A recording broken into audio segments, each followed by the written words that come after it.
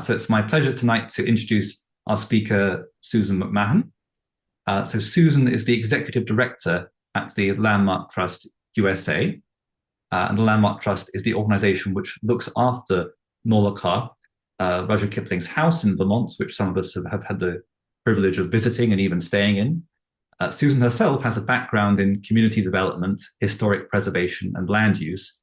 And prior to joining the Landmark Trust, which was in 2018, she was a professional planner with over 30 years of experience. Much of her work focused on historic villages and downtown revitalization. And during her career, she's helped numerous communities and nonprofits take their visions from an idea to the final ribbon cutting. She also has a master's degree from Tufts, and she lives in Putney, Vermont with her family, which I think is quite close, isn't it, to the house, Susan? Just one town over. Splendid, yes. Oh, well, please over to you then, and tell us all about what's going on at the Sure, house and what the Landmark Trust has planned for Naulakha. I will. And good afternoon and good evening. So this is a picture of Naulakha just to get it started. I'm going to first just kind of give you a little bit of background information and talk about the original restoration, but then really get into what I was asked to talk about is what we are doing now at Naulakha and the whole estate. So let me just get going. And that is a beautiful picture of the fall. The fall is a lovely time here. Oops, let's see if I can get this going. Okay. All right. So who are we? Well, we were established actually by the Landmark Trust Great Britain. And if you're not familiar with the model, it was actually started by Sir John Smith and Lady Christian Smith, who founded Landmark Trust Great Britain in the 1960s. And basically because there were historic properties that were sitting unused and falling apart. And this was another way of protecting and stewardshiping the model. Not everything can be a historic house museum. And this was a way for money to come back into the property. We do not take housing off, just like our other Landmark Trust counterparts. We don't take housing off, but we do look for important historic properties to protect. So there's one in Great Britain, which is the largest one. There's also one in Ireland as well. And I've been to both and met with both directors. We meet regularly. So that's a little bit about our background. And we were started by Landmark Trust Great Britain in 1991, but we separated in the end of the 90s. It was just easier to be two separate organizations. And I'm not going to read you our mission. They can get very boring. But I do want to point out that, yes, people stay at our properties, but an important part of our mission is education. And we do formal education on various different topics and have open houses just like the other Landmark Trusts.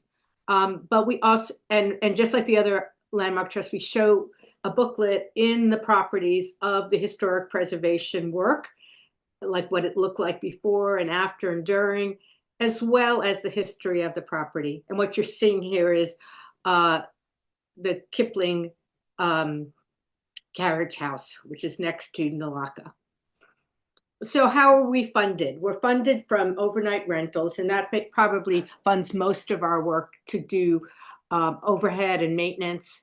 But we also do fundraising. We do annual appeal, events, sponsorships, and product sales.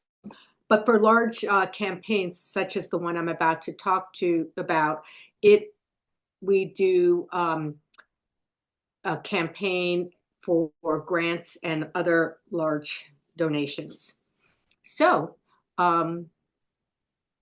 this current properties, I'll get more into Naulakha later. It was built in 1892, and it's a distinct American style, which is called the shingle style. and I'll talk some more about that. But it was designed with Kipling by Henry Rutgers Marshall. And what you see on the bottom right, if for those who haven't had the pleasure of staying at Naulakha, is his study where he wrote. And it's interesting because he was a very private person. And when he initially built the house, there were windows there, and he put the bookcase up to protect himself from the paparazzi. So, and then we have the Kipling Carriage House, which is right next door, and that was built in 1895 for Rudyard Kipling's coachman, Matthew Howard. And then the Dutton Farmhouse. The Kipling Carriage House sleeps 4, and the Naulakha sleeps 8. The Dutton Farmhouse sleeps 8. And it's a Greek revival house. The Sugar House, which sleeps 2, is for those not from New England. A sugar house is used for when you boil the sap from maple syrup. So not that long ago. But this one was built in 1915, yep. And it was used for worker housing, and now it sleeps 2, and it's really lovely inside. The Amos Brown House is a federal brick farmhouse.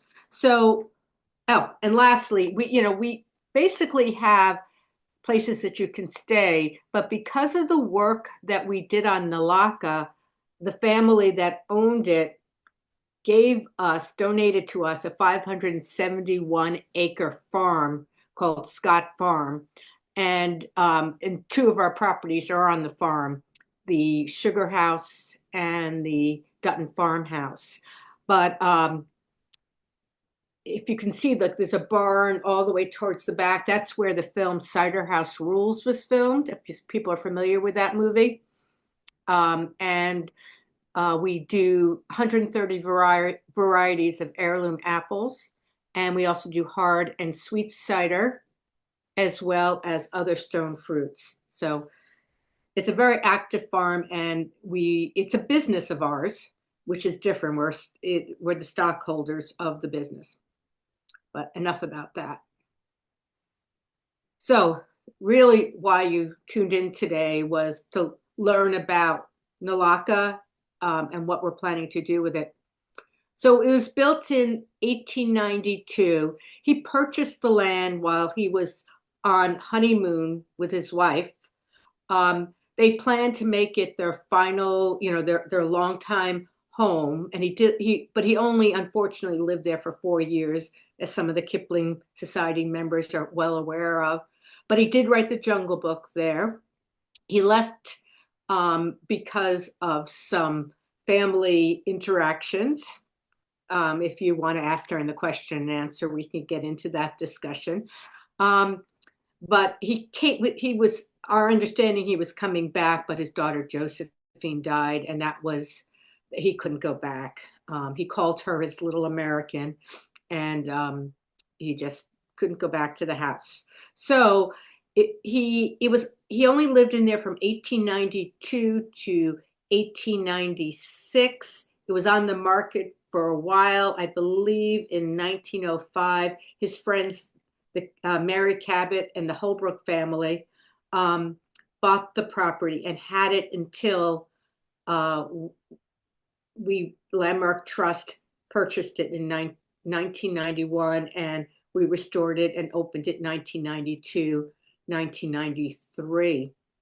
I want to point out it's a National Historic Landmark. That's the highest designation you can get in the United States. There's very few of them.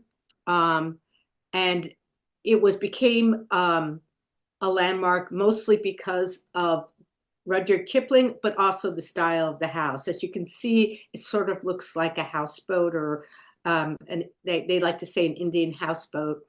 And he's been quoted as saying, Rudyard Kipling's been quoted as saying that it used to sail across the Connecticut River Valley, which it's right in the Connecticut River Valley. So when the Holbrooks purchased the house, they made some changes to the house. They closed in the loggia, which was kind of like an outdoor porch, but was inside with windows that made you feel like you're outside. They moved the kitchen to downstairs. They closed in another porch, I think the downstairs porch. We, working with the state and federal historic preservation groups, we decided to take it back to the way it was during Kipling's stage, because that's really why this is such an important property. Um, the Holbrooks had put slate roof on there. It's a shingle style building, so that was important to bring it back to the cedar style roof. Shingle does last longer. Cedar only lasts 25 to 30 years, but it's a very important defining character of the building. When we took over the building, there were raccoons living in the basement. The foundation was almost falling in on itself. It was a couple $1 million restoration. Today it would have been a heck of a lot more, but and it was open to the public. And so here's just one more as it was getting closer to being completed. And this is a final. If you notice the green of the building, well, we were fortunate that we found the architect's original blueprints. So we were pretty certain on what we were doing when we were restoring the house. We also found the chemical makeup of the color, which it's known as Kipling green. So all the buildings on Naulakha are that color. So, and we have people regularly asking us for that what's the recipe for Kipling green. So back to the study. This is his study. And he also wrote, besides Jungle Book, he wrote Captain Courageous. My understanding is he was just beginning Just So Stories. This is a picture of the house. You'll have to come. I'm only giving you a teaser because you'll have to come visit it yourself. But this is Carrie Kipling's office. And you're looking out into the entryway, into the dining room to the left. And also to the right is the loggia where he used to sit and tell stories to his two daughters. And what we were told, and Kipling experts might tell me this is wrong, that Josephine used to say, "Daddy, tell me it again, just so." Okay, I got a nod. So anyway, so Carrie really protected Kipling. His study was right behind her office. As you're in the properties, you see when he left, they left kind of quickly, and Carrie and her mom came back and got the carpets and books, but they left behind some furniture. And so what we were able to, we inventoried when we took over, and as you stay in the property, you will find Rudyard Kipling Naulakha on the original pieces of furniture as well as some artwork. And this is actually Kipling's bedroom looking into the day nursery. So, and both pieces of furniture are original. And on the third floor, which is a lot of visitors really enjoy this floor, and doesn't it look like a boat? Really look like a boat there? This is his billiard table, and it's our understanding that he got the billiard table based on Mark Twain's table, which he was down in Hartford, Connecticut, about 55, 60 miles away. So, a bird's eye view of Naulakha, and you'll see this large rhododendron tunnel. It's about the size of a U.S. football field. This was not planted by Kipling. Instead, it was planted as a walkway going out to the pergola that the Holbrooks put out there, and they moved his summer house down near the tennis court. But it just grew over the years and became a tunnel. I know in my talking to England, they were laughing because I came over right after the rhododendron tour, that they would give me rhododendron because it's invasive plant over in England, but not here, not in New England. Um, and it's a pretty popular time here because it's very beautiful. Kipling did have a formal garden, oh, but that was taken out by the Holbrooks when they planted out Naulakha. Naulakha originally was 11 acres. We now have about 51 acres surrounding it. So really what I wanted to talk to you about is that we are good stewards of the property. We maintain all of our properties all year long, but there comes a point when there's some expensive stuff to do. And we started the Naulakha campaign about 18 months ago. And there's really two parts to the campaign. The first part is preserving and protecting. We have 4 cedar roofs that we need to replace. The biggest of which is the cedar roof on Naulakha. And over the years, the groundwater kind of has changed, and it's very wet on the lower part of the Naulakha field, and it's caused us some problems with not being able to use the tennis courts, not being able to walk down there. We've had a little bit of flooding in the carriage house, so we're looking at that. And then we think it's time to enhance the experience at the Naulakha estate. And we're turning the Naulakha stable into an overnight experience. So the whole campaign is 1.25 million. Why do we find it now? Well, it's over 30 years since the roof was put on, and cedar roofs usually last 25 to 30 years. But at the same time, we're seeing in Vermont an increased rain, and there are more intense rain events. And I'll show you some pictures of the result of them. We're also seeing it's getting hotter in Vermont and New England. You don't normally cool down the house. You might have a fan, but what you normally do is open the window at night, let the cold air in, and then you close it during the day. Our guests are finding it's way too hot. And so we're also looking if we raise enough to actually change the HVAC system to allow us to have some cooler spots in Naulakha. So, things are changing, and we want to be good stewards. So these are the roofs that we're going to be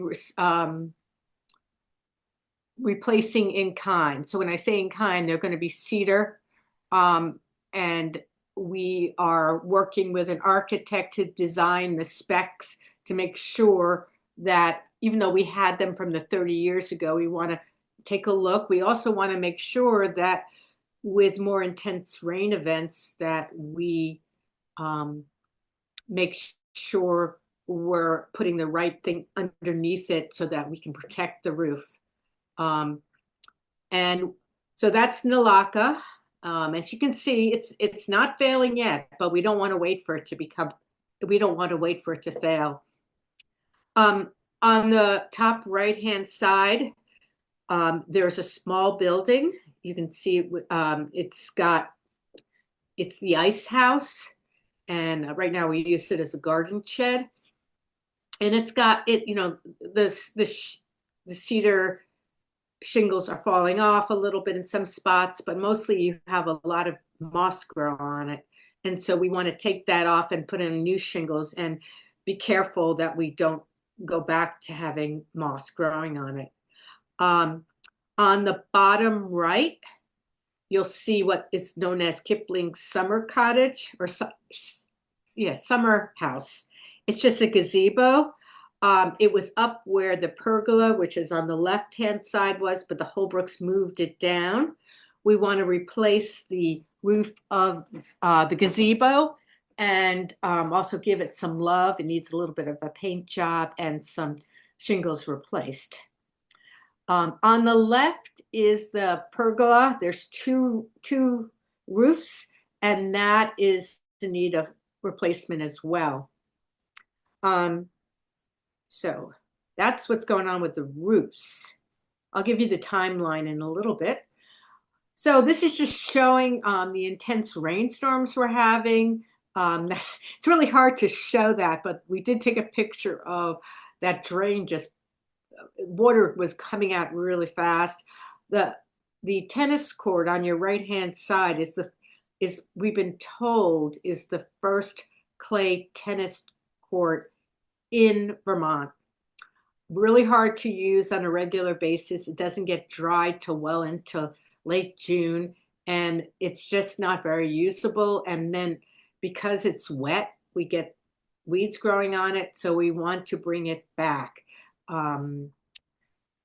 So that is the preserve and protect portion of the project. Oh, and here's the drain. Here's some of the drainage stuff as well. Our driveways keep on, when there's an intense rainstorm, we're constantly having to bring gravel in and fix it. And we want to keep it in good repair.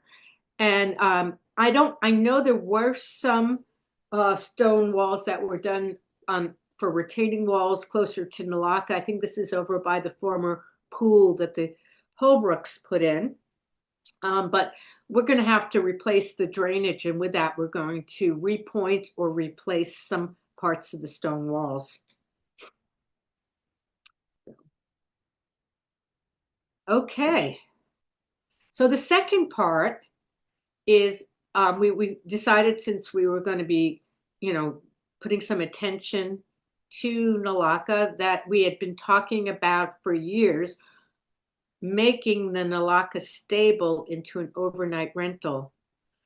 Currently, it is a museum, and not that effective of a museum. It's kind of almost like middle school, 7th, 8th grade had made dioramas and put it up. So what we want to do is actually move the museum information, and I'll show you in a second, over to Scott Farm, which is adjacent to the property, actually. And that way more people can learn about Rudyard Kipling and have more open access. Right now, the museum can only be used by people staying at the properties. So as you can see, the building, this was when we first got the property. There was a much larger barn. You'll see the cupola in the middle, well, over to the side. From the cupola down is the original Naulakha stable. To the left was a barn that was added by the Holbrooks. That was too expensive to fix, and just in following what we did on Naulakha, we wanted to bring it back to what was done during Rudyard Kipling's time. The stable, here it is after all that work. So it was made structurally sound, and it's in really good appearance from the outside, and even in the insides, it's in great condition. But we wanted to, it's getting more and more expensive to maintain these properties. And this is a ways away from Naulakha and away from the carriage house. And we felt that we could have another overnight stay, and this will be for 2 people. So I'm going to show you a little bit of what it looks like inside. This is the first floor where the stalls are. The stalls towards on the right-hand side, in the top left photograph, on the right-hand side are the ones that wear nip and tuck, and we have some information on it. You can see, they're just kind of poster boards, and we do have some artifacts from Kipling in there, his sled, his toboggan, and all that will be moved over, as well as potentially some other stuff. And if you see, there will be a new stair taking you to the hayloft, the second floor. And if you see the stall on the bottom right, that's the one that we've been working with our State Historic Preservation Office. We will be going in through there and very carefully, leaving as much intact. And it is removable, but we will be putting a stairs in there. But if you look at the top left photograph, you'll see that there's a ladder. That's currently how you would get upstairs. I don't think a lot of people would appreciate that, so we do need to add a stairs if we're going to turn it into an overnight rental. And this is what the hayloft looks like currently. It's going to be small. It's only a studio. It will be about 450 square feet. It's definitely smaller than the Sugar House, but it's going to be really lovely, we think. And this is just a really great picture of the cupola, and you'll be able to lie practically underneath the cupola, and the light will be coming in. These are our drawings from our architect. It's just with any landmark property, the United States, England, or Ireland, we do a light touch. We don't try to make it really fancy. So you will go up on the left-hand drawing, you'll go up the stairs, and then let's go over to the right-hand drawing.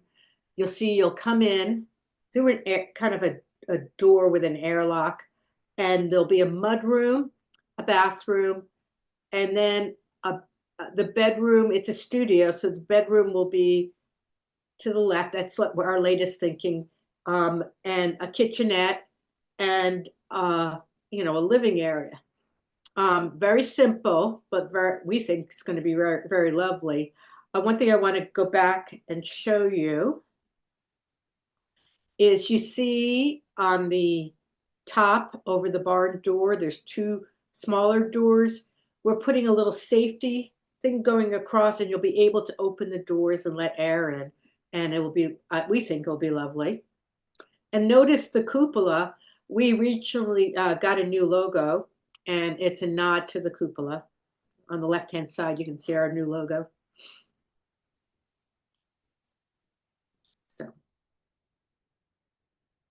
So we're excited about it, but let me tell you the timeline for it.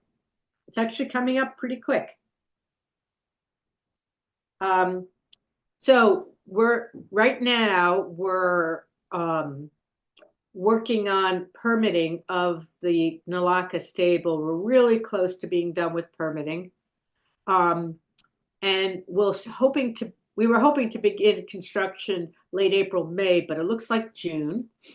And it should only be about a 2-month process to turn that into an overnight rental. So we're hoping we're opened in September, October.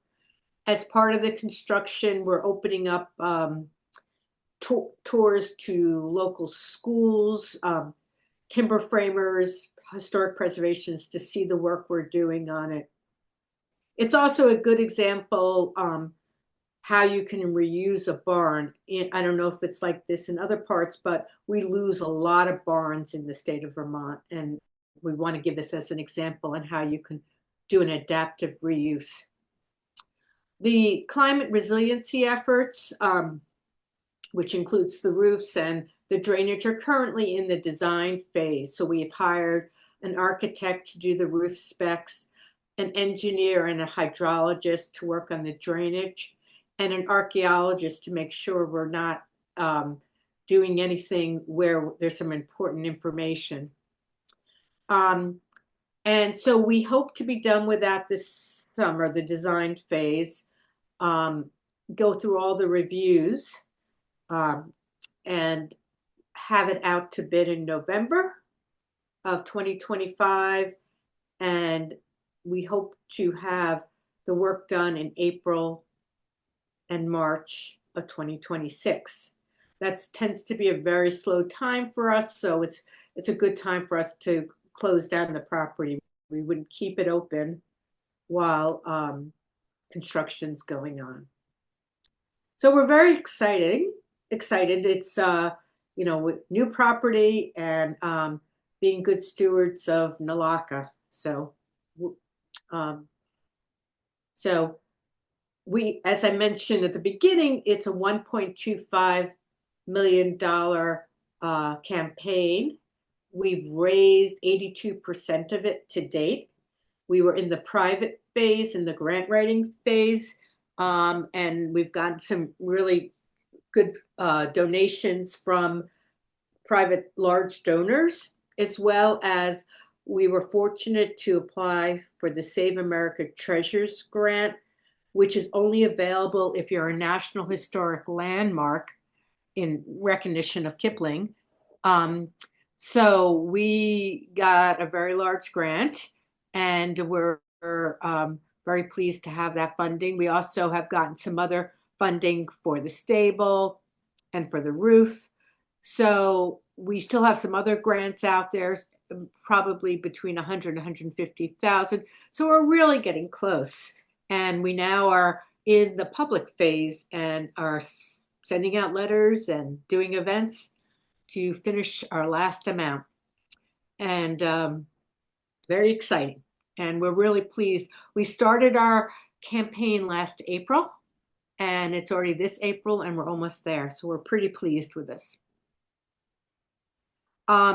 If you are so inclined, this was not meant to make you feel like you need to, but if you'd like to donate, this is how you can.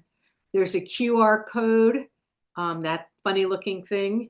I think you can put your camera on it, but you can also go to our website, or you could also email me. So that's really what we're doing, and it's an exciting time for us. We get lots of questions about Kipling all the time, and we always say, well, we explain what we know, but we also send people over to the Kipling Society because we're not the Kipling experts. But we are the stewards of a very, very important property.